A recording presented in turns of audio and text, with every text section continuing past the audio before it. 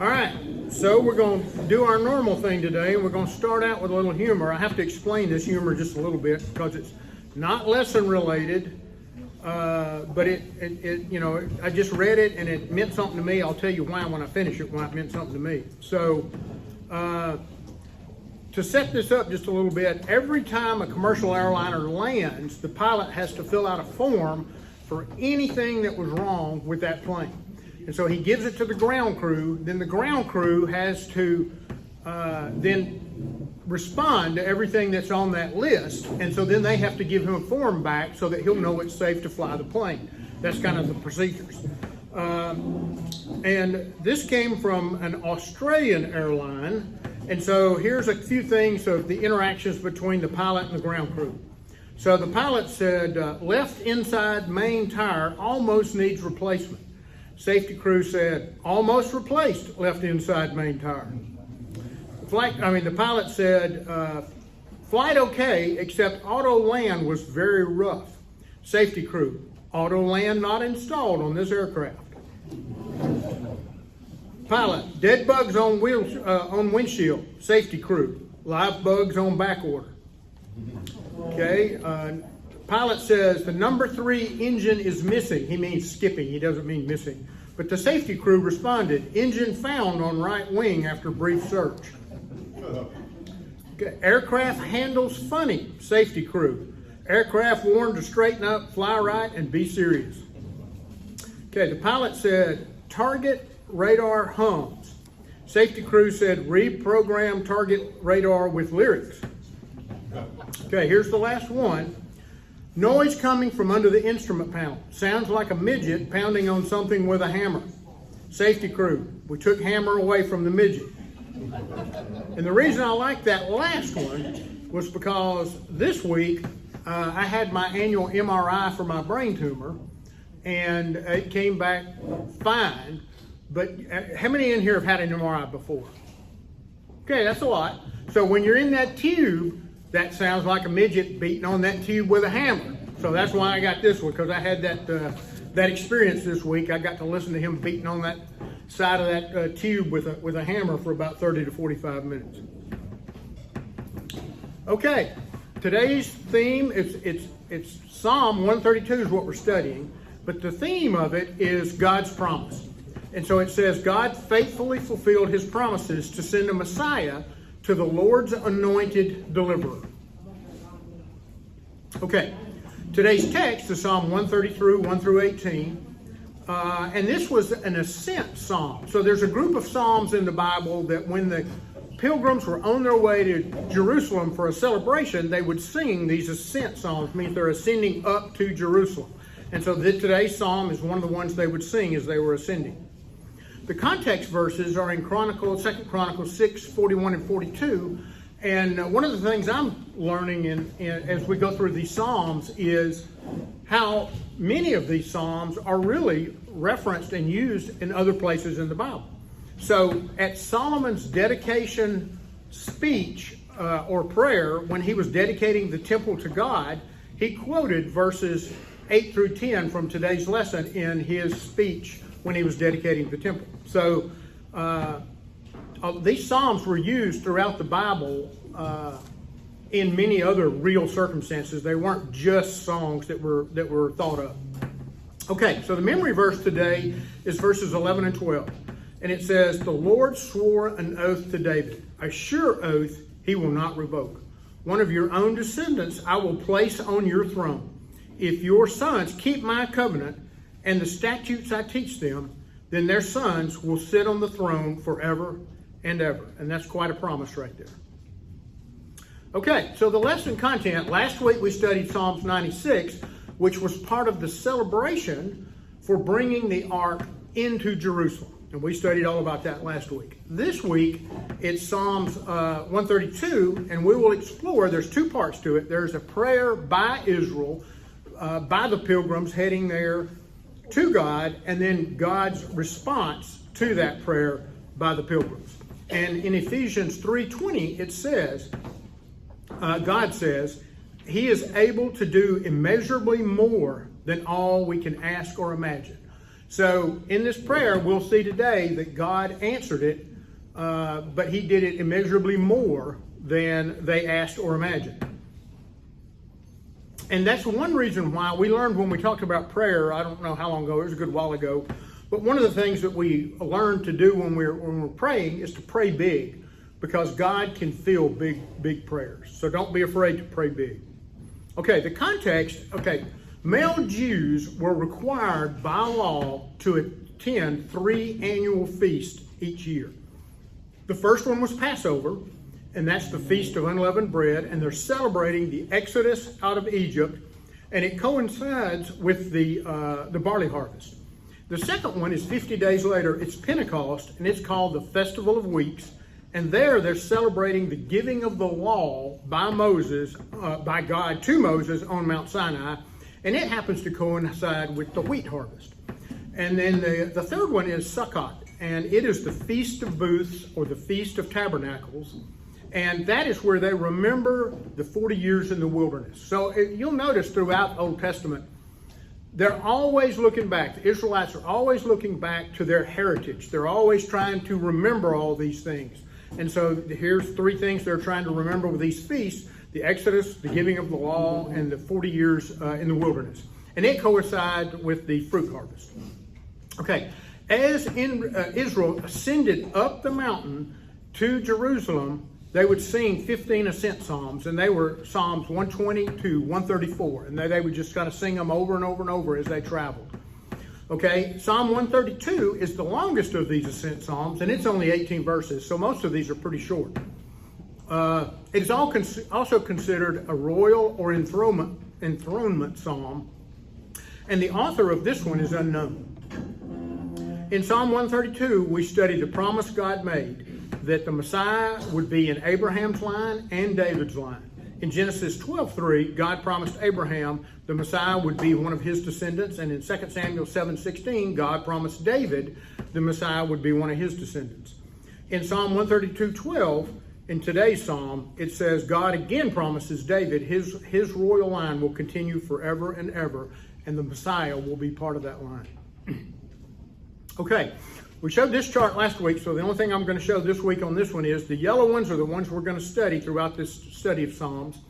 And these are the ones we've already studied. So there's the 4 that we've already studied, and then today we're going to study 132, which is an Ascent Psalm, and it's going to talk about the covenant God gave to David. Okay, here's the authors. We didn't talk about that last week. So David wrote 73 of these Psalms, and 50 of them are anonymous. So a whole bunch of them, they're either by David or by anonymous, and then there's some other ones.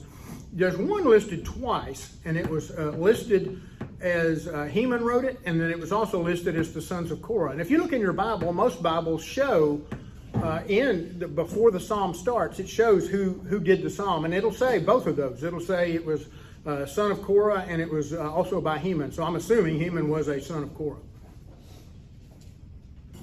Okay, so there's 2 parts to this. There's our prayer for God's presence and blessing, and that's what the pilgrims were singing as they went up the mountain, and then God's promise or response to that prayer. And so that's what we're going to look at first. So verse 1 is a little bit different than all the others, and so I'm going to spend a little bit more time on verse 1. It says, Lord, remember David and all his self-denial. Now, I think this was the NIV that I copied this from. I don't like the self-denial. I don't like that translation. If you look at almost any other translation, they say either affliction or suffering. That's the 2 words they use the most. So, Lord, remember David and all of his affliction. And we'll see a good bit of his affliction was self-inflicted. So we're going to talk about all of that. But the first thing was he was persecuted by Saul. Saul was jealous. Saul knew David was going to succeed him on the throne. And so Saul was always trying to find him, always trying to kill him, always trying to arrest him. And Psalm 22 was written for that, his persecution by Saul. And one of the lines in Psalm 22 you're all familiar with, my God, why have you forsaken me? That's one of the lines that Jesus spoke when he was on the cross. He spoke 7 things that we have recorded in the Bible. And one of those 7 is, my God, why have you forsaken me? Okay, his betrayal by the Ziphites, if I'm saying that right. While he was being persecuted by Saul, and he was running around trying to hide from Saul, the Ziphites were always sending word back to Saul, he's over there. And then David would find out they were coming after him, and he would go somewhere else, and the Ziphites would say, now he's over there, go get him. And so he was always being betrayed by the Ziphites, and that's what Psalm 54 is about. And one of the lines in there is, for strangers have risen against me, and violent men have sought my life. Okay, and so that in Psalms 22 and 54, those are both lament psalms, and that's an expression of grief or sorrow or complaint. And I think a little bit in these psalms, he's kind of complaining like, God, don't forsake me. What's happening? And of course, God did not forsake him, but sometimes when you're in the storm, it's kind of hard to see that you haven't been forsaken. Okay, his personal failures. Now, this is where a lot of his afflictions were basically self-inflicted, was right here. He committed, we all know the story, he committed adultery with Bathsheba. They had a child, but to cover that up, he had to murder her husband, Uriah the Hittite. And then he had a web of lies after that, trying to cover it up from God and everybody else who might have tried to figure it out. So his adultery, his murder, and his lying was the source of a lot of his affliction. But God always knows the truth, even if no one else does. God sent Nathan to confront David about this particular group of sins, and we're going to talk about that for a second. Okay, so here, I got this out of the Message because it's a little bit shorter and it doesn't take as long to kind of go through it from the Message. It's a paraphrase of the bulk of David's sins. So, there were two men in the same city, one rich, and this is Nathan talking to David, but the message was from God. There were two men in the same city, one rich, the other poor. The rich man had huge flocks of sheep, herds of cattle. The poor man had nothing but one little female lamb, which he had bought and raised. It grew up with him and his children as a member of the family. It ate off his plate and drank from his cup and slept on his bed. It was like a daughter to him.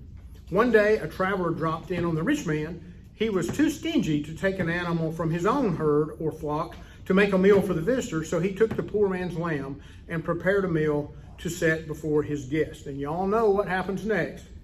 David exploded in anger.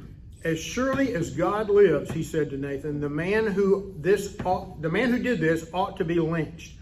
He must repay the lamb 4 times over for his crime and his stinginess. And that right there, David gave him his own sentence, because David didn't know it was him, and he just gave his own sentence.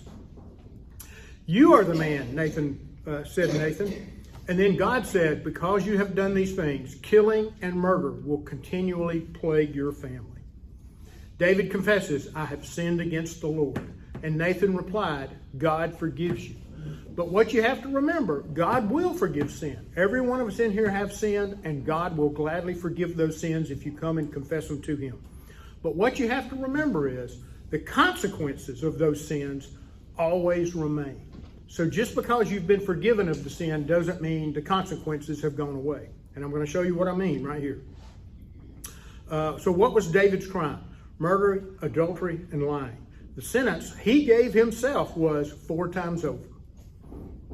And so under his personal failure, while he was, after he had kind of confessed all this, his infant son by Bathsheba died. Then he had the death of another son, Ammon, who Absalom had murdered for his sister's rape. Then he had the rebellion by Absalom, and then Absalom's death by Joab, and that's in Psalms 2 and 3. And then the rebellion and death of Adonijah by Solomon after David had died. So he said he must pay 4 times over. He murdered Uriah, and now 4 of his children have died. He gave his own sentence. The consequences of his sin remained even though he had been forgiven of the sin. He had a lot of depression and grief, as you can imagine, from all the turmoil in his families. He imagined God's abandonment, and that's in Psalms 13 and 77. He had pride. If y'all can remember the story where he did the census resulting in the plague, that's Psalms 30 is about that. So many of the Psalms are about actual events in the Bible. And that's kind of one of the points I'm trying to make here, is that it really helps you when you go through the Psalms to kind of connect the Psalm to whatever story it's really about in the Bible. So he had war on every side, and that was a major conflict for him. And there's a map, and it shows that on the west he had war with the Philistines. He had war with the Arameans to the north. He had war to the east with the Moabites and the Ammonites, and he had war to the south with the Edomites. And the central part is the Jebusites, and they were the ones who controlled Jerusalem. And until David's reign, Israel did not control Jerusalem. It was always by the Jebusites. And when David came up and was about to attack the Jebusites in Jerusalem, they laughed at him because it was a very fortified city and they didn't think he could take it. But David told his men, he said, somebody figure out a way to get in there and take this city. And his men found a passageway through the water tunnels into the city. And that's how they took the city, is basically from the inside. They went through this passageway and were able to get in and take the city. Okay, now, through all of this persecution, affliction, and suffering, 1 Peter 5:10 says, after you have suffered a little while, and that's how long we're on this earth, we're on the earth a little while, he will restore, support, and strengthen you, and he will place you on a firm foundation. So never lose sight of the fact, no matter how bad it seems, that God is still looking out for you, and what you're going through is most likely part of his will for you. Okay, so God's dwelling place. Now we're going to go to verses 2 to 5. David had two great ambitions. Bring the ark to Jerusalem. We studied that last week, so that was fulfilled in Psalm 96. And this week, he wants to build a glorious temple as a house for the ark of God. He doesn't get to do it, but that's one of his great desires. So he, in verse 2, it says, he swore an oath to the Lord. He made a vow to the mighty one of Jacob. I will not enter my house or go to my bed. I will allow no sleep to my eyes or slumber to my eyelids till I find a place for the Lord, a dwelling for the mighty one of Jacob. Okay, so back up to number 2 at the top there. Sometimes when you say a prayer, God always answers prayer. That's what we all need to know. God always answers prayer. Sometimes he says yes. Sometimes he says you need to grow first. You're not going to be ready for the answer to this prayer until you've grown a little bit. Sometimes he says no. That was the case here. He did answer the prayer, but he told David, you are not the man to build my temple. David conquered many nations, and he was the king, and he built himself a beautiful palace, and he wanted to build God a palace, the temple, but he was not able to do so because God told him, you have too much blood on your hands from all these wars you've been through, so we're not going to let you actually be the one to build the temple. But he dedicated his whole life to preparing for that. He did buy the threshold of Araunah for the temple, and he did build an altar there and offered sacrifices there. So, and he spent his whole life gathering the materials for the temple. So all the gold, all the silver, all the timber, all of that needed to be there for the temple, David collected all that before he passed away.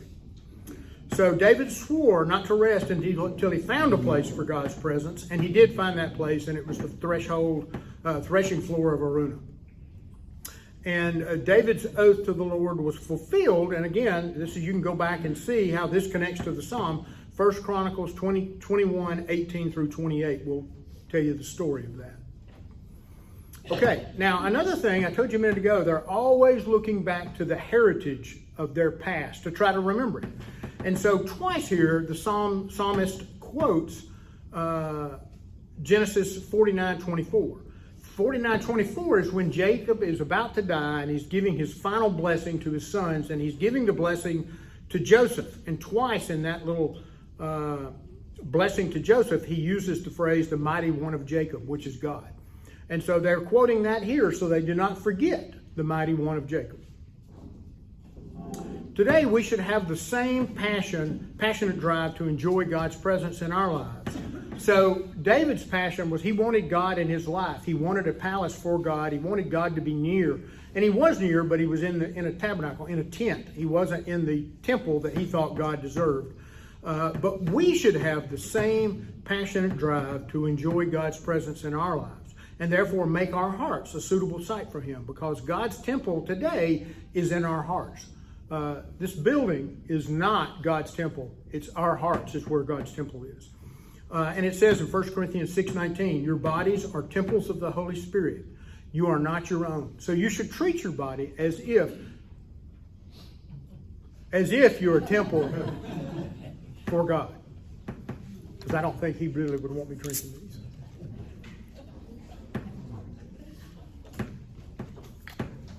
But I can't help myself. Okay, so we're moving on. So we heard it at Epaphra and came upon it, and it is the ark in the fields of Jar. Now, Epaphra is Bethlehem, and Jar is Kiriath Jearim. And so I've got a little map down there. I don't know if y'all can see it from where y'all are, but Jerusalem is right here. Bethlehem is south of Jerusalem. Kiriath Jearim is northwest of Jerusalem. So they heard about it when they were looking. See, David was looking for the ark the whole time. After David decided, I'm going to bring the ark back to Jerusalem, it had been in Kiriath Jearim for so long, everybody had kind of forgotten where it was. And so he had to find it.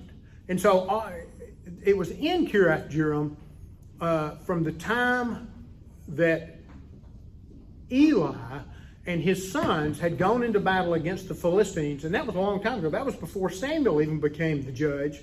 And so Samuel's whole life, Saul's whole reign, and half of David's life, this thing was in Kiriath Jearim, and nobody was paying any attention to it.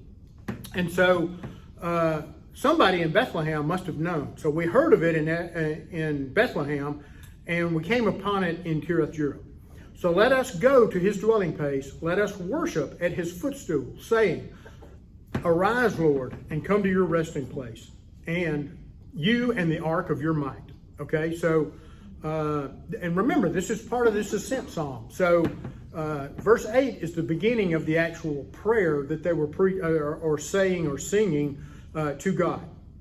So the ark was found and recovered. We studied that last week. And here it says in 7, let us go to his dwelling place, let us worship at his footstool.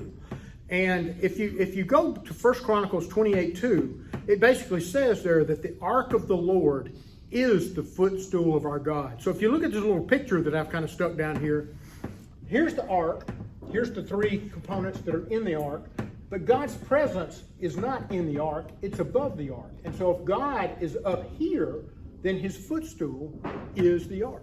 Because he's, if you were to use a human perspective, his footstool is in the ark. So it says, arise and come to your resting place. And this is where he's resting currently, is on top of the ark. And the ark of your might. Now the ark was a symbol of his might. In Numbers 10:35, here's another flashback. They're looking back to their heritage. In Numbers 10:35, they have come up to the promised land and they refused to go in, and God said, okay, you're going to wander around the wilderness for 40 years. So every time they got ready to move the ark, it says in Numbers 10:35, whenever the ark was set out, Moses said, rise up, Lord, let's get moving. Let's go find your next resting place. And so they're looking back to that right here in their prayer. When they say, arise, Lord, they're looking back to that Numbers 10:35 passage. Okay, we've already read verses 6 and 7, so we'll kind of move on. Now here's the full prayers. 3 verses is the prayer. And as I said before, this is the 3 verses that Solomon used in the dedication of the temple. But starting in verse 8, it says, arise, Lord, and come to your resting place, you and the ark of your might. May your priests be clothed with your righteousness. And you'll see, when God answers this in verse 16, they ask for righteousness. He gives them salvation. So he's answering above and beyond what they've asked for. And then it says, may your faithful people sing for joy. And in verse 16b, which is part of his answer, he says, you shall eternally sing for joy. So they just asked for joy. He's going to give them eternal joy. So he provides above and beyond what we ask for. For the sake of your servant David, do not reject your anointed one. Okay. So in this particular verse, anointed one has a double meaning. These people came year after year after year to Jerusalem for these feasts. And so no matter who the king was, they're saying, your anointed king, do not reject them. Do not forget them. but it's also referring to the anointed one, the ultimate anointed one, the Messiah, the Jesus when he came. Okay, so verses 8 through 10 is the prayer, and they're asking for God's presence and God's blessing of righteousness. And the application to us is, we are his priests now. Then they were the priests, but we are his priests now. And in 1 Peter 2:9 it says, we are his royal priesthood and are to declare the praises of him to all praises of him who called you out of darkness into his wonderful light. So basically the one who saved you. So we are his priest and we are to declare it. You remember last week we talked about declare means go teach, go preach to others. So they're not supposed to just keep it for themselves. They're supposed to go out and declare it to others, as it says in 1 Peter 2:9. Salvation and evangelism is what that's talking about. But then it says, as his faithful people, in Proverbs 3:5, it says, trust in the Lord with all your heart, and he will show you which path to take. And then you will hear from Jesus, as it says in Matthew 25:23, well done, good and faithful servant. So that should be the application to us as priests and as his faithful people. Okay, so what happened to the ark? This wasn't in the lesson. I just kind of threw this in. I'm just going to read basically the black and the red here, but you can go back and read the rest of it for your own edification. Israel continued to sin century after century in the eyes of the Lord under many kings and over many centuries. And the glory of the Lord, this is in Ezekiel 10:18 and 19, the glory of the Lord moved out from the entrance of the temple. So God had been in the temple for hundreds and hundreds of years. But he had grown fed up with all of their sin and the way they treated him century after century. And this is the verse where it says he moved out of the temple. God decided to send Judah into captivity under Babylon as punishment. So in 2 Chronicles 36, 16b and 17, it says, so the Lord brought the king of Babylon against them, and God handed all of them over to Nebuchadnezzar. So God left the temple. Now he's handing them over to Babylon. And God brought them out of captivity 70 years later. And God predicted or foretold that he would do that. He said, you're going to be in captivity for 70 years and then we'll get you out. God brought them out of captivity and rebuilt the temple as a shadow of its former self. So it was not near as opulent or magnificent as it was the original temple. The second temple was very plain. But it says in Jeremiah 3:16, and there will be no need to rebuild the ark.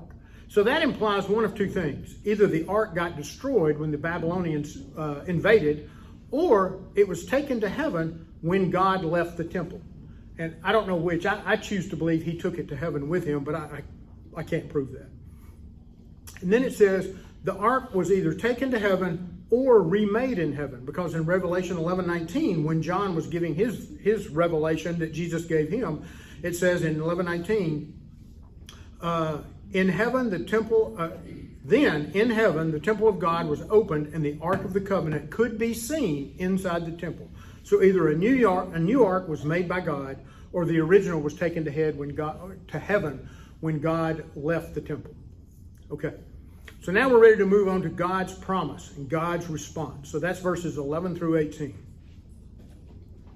The Lord swore an oath to David, a sure oath he will not revoke. One of your own descendants I will place on your throne. If your sons keep my covenant and the statutes I teach them, then their sons will sit on the throne forever and ever. So it's not unconditional. God makes an oath to David, but God's oath is conditional. You have to do your part before I'm going to do my part. A bargain the people did not keep. As I just said, century after century, they sinned more and more and more until he couldn't handle it anymore. But God was faithful anyway, because he's a God of love, and made a new oath through Jesus Christ. The new oath, the new covenant, was made with Jesus' blood. And you can read about that at the Last Supper, Matthew 26 through 30. And then it moves on. For the Lord has chosen Zion. He has desired it for his dwelling, saying, this is my resting place forever and ever. Here I will sit enthroned, for I have desired it. So Jerusalem, I'm going to show you this in a second, but Jerusalem and Zion are pretty much the same thing. They are used interchangeably throughout the Bible, and we'll look at that in just a second. And God chose Zion / Jerusalem for his home. Okay, so this one up here is a cross section. You're looking at it kind of from the end. It's like it's out there and it's a cross section. So Mount Zion and Mount Moriah kind of get lumped together, as you can see in this picture down here. That's where the city of Jerusalem was. The Mount of Olives is right there with them, but it's across the Kidron Valley, and it's kind of a little separate. Now, the Mount of Olives might be included in the definition of the city of Jerusalem, but I don't know. I kind of think it's talking mostly about the main city of Mount Zion and Mount Moriah. And we've already read verses 13 and 14, so we won't read those again. But Revelation 14:1 says, "Then I saw the Lamb standing on Mount Zion, and with him were 144,000 who had his name and his father's name written on their foreheads." Okay, but in 1 Kings 11:36, it says, "Shining like a lamp in Jerusalem, the city I have chosen to be the place for my name." So right there in 1 Kings, it says, Jerusalem is the city he has chosen. And in Psalm 132, it says Zion is the city. So put those two together, and that means Zion and Jerusalem are kind of the same thing. Okay, moving along. Doing pretty good today. The coming Messiah. So this is verses 15 and 16. "I will bless her is Zion, the city, with abundant provisions. Her poor I will satisfy with food. I will clothe her priests." And we talked about this a while ago, 1 Peter 2:9. We've already kind of read both of those verses. "Clothe the priests with salvation." So remember, they asked for righteousness. And here he's saying, I'm going to give you salvation. And her faithful people back earlier, they wanted to be able to sing for joy. But here it says they will ever sing for joy. So he's given us more than we are asking for. Eternal life and eternal joy. Who could want more than that? Okay, so this is blessings above what was requested. And here's that verse again that I quoted early on in the lesson. Ephesians 3:20 says, "God is able to do immeasurably more than all we ask or imagine." So pray big. Pray big when you pray. Okay, we're coming down the home stretch. We're in 17 and 18. "Here I will make a horn grow for David." And it's talking about Jesus and the Messiah. They're kind of the same here in this verse. "And set up a lamp for my anointed one, the Messiah and Jesus. I will clothe his enemies with shame." So again, look back to verse 1 in this whole psalm. Verse 1 said, "Do not forget all of David's afflictions." And here he's answering that. "I will clothe his enemies with shame." So I think his here is both Jesus' enemies and David's enemies. But his head will be adorned with a radiant crown.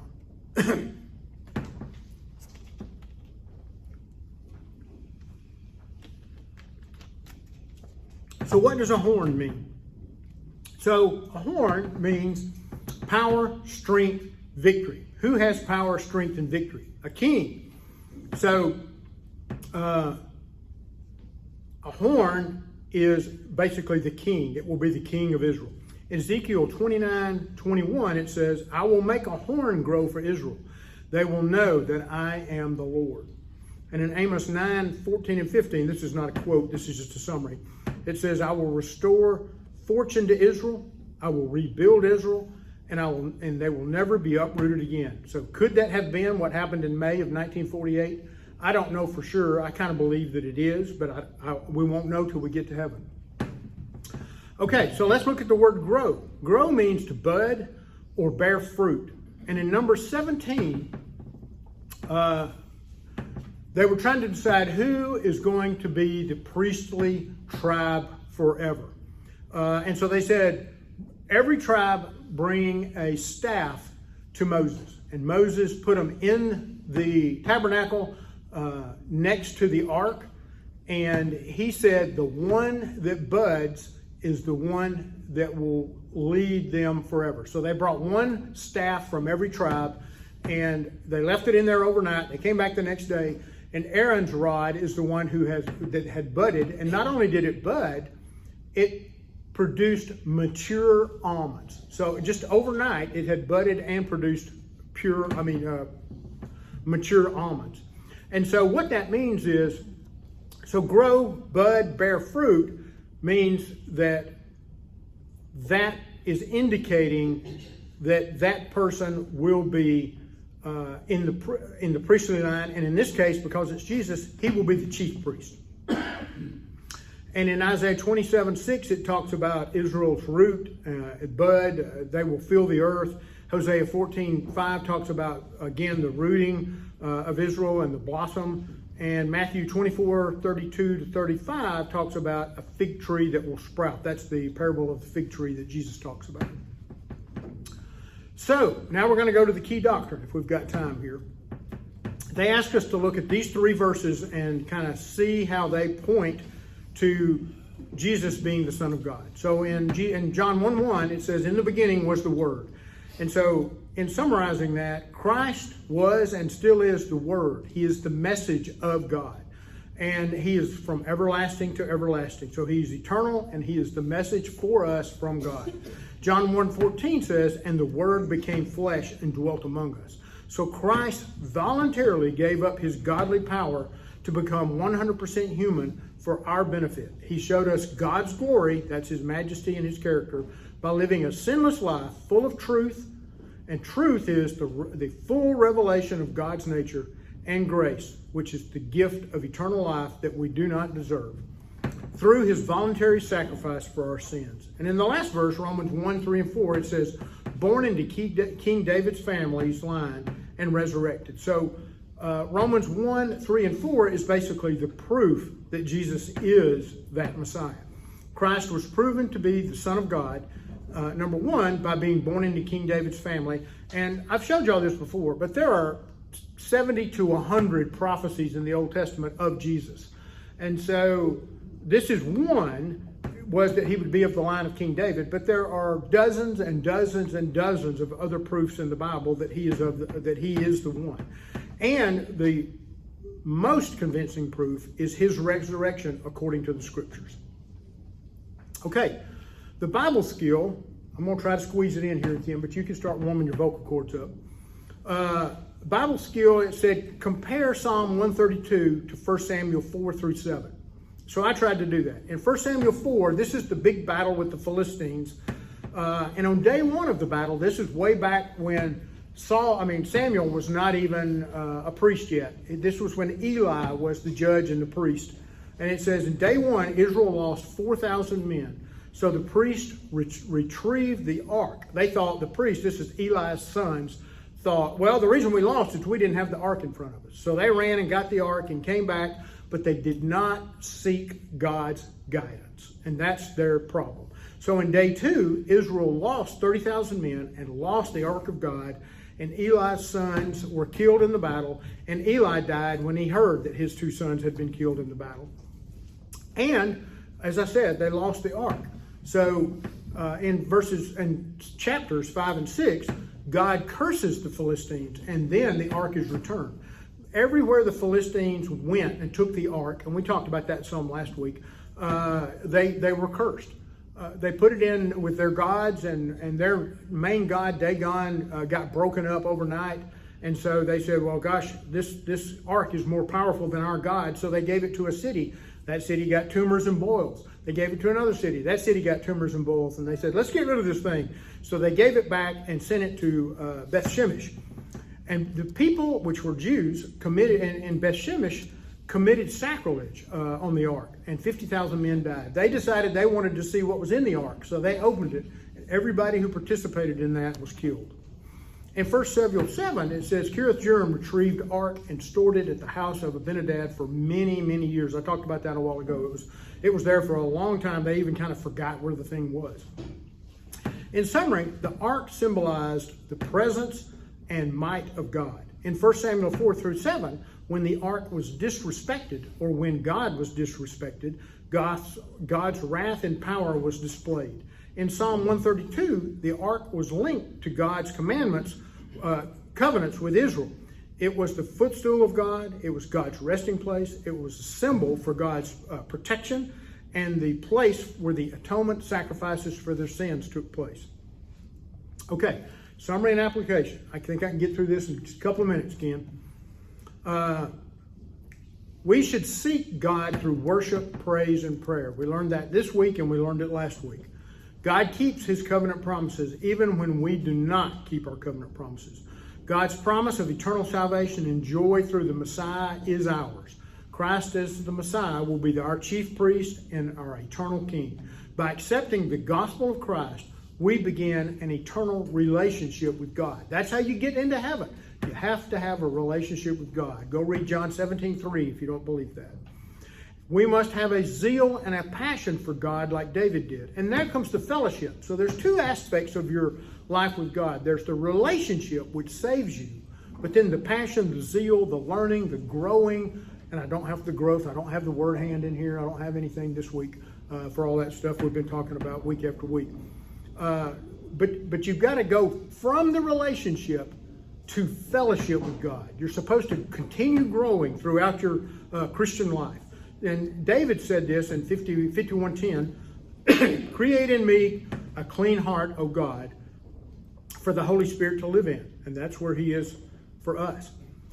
God, I have found David a man, God said this, I have found David a man after my own heart. And as his priest, we must faithfully share Christ with others. And thank goodness we've got some people in here, Alan and Cynthia, who are going on mission trips. And there's lots of other people in this church who are going on mission trips. He talked about this morning. The people just got back from Guatemala.